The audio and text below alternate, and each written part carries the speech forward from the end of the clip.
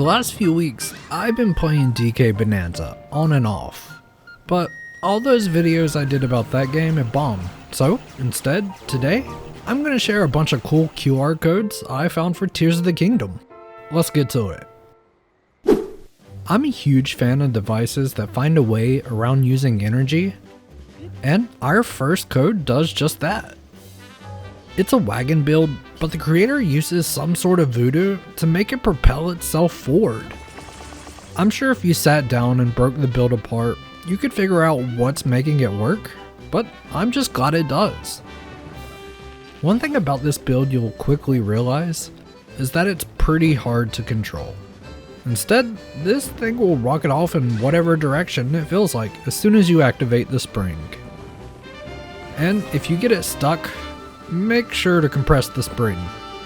Otherwise, your carriage will take off as soon as it's free. Yep, had to learn that one the hard way. Even if this build isn't the most practical, I love seeing the creativity that people use to get around using energy. So I would certainly recommend checking this build out. Outstanding! Have you ever been out exploring and everything suddenly looks dark and it's about to rain? Yeah, we've all been there. And climbing becomes a pain when everything gets wet. So usually, to get around this, you have to throw some sort of makeshift shelter together and light a campfire to skip to the next morning. Well, this cool code will give you your very own portable camping station. Just make sure to supply your own wood first, because the wood in the auto build won't light. The cool thing about this build is obviously it gives you a roof, but it's also got a little station for you to go cook your meals at before you turn in for the next day. And that little bit of extra detail just makes it all the better. Overall, it's a very practical but useful code.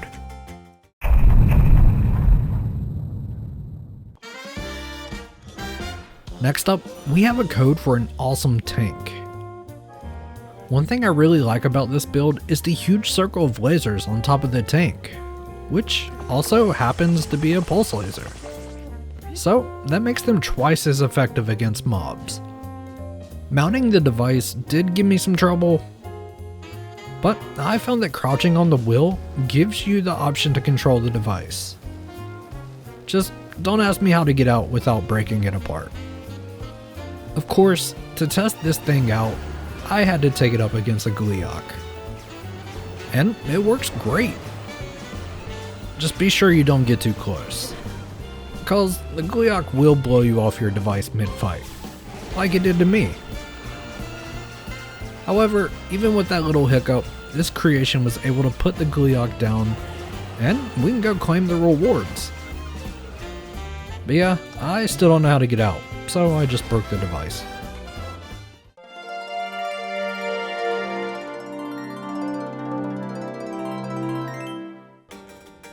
Up next, we have another infinite energy wing device.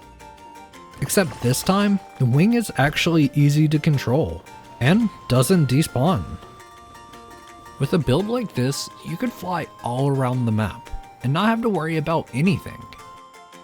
We see this infinite energy device again uses a spring and cart to function, so there's gotta be some mechanic there that just defies all logic, but I'm glad it does. Because this build is easy to control compared to its land version we saw earlier.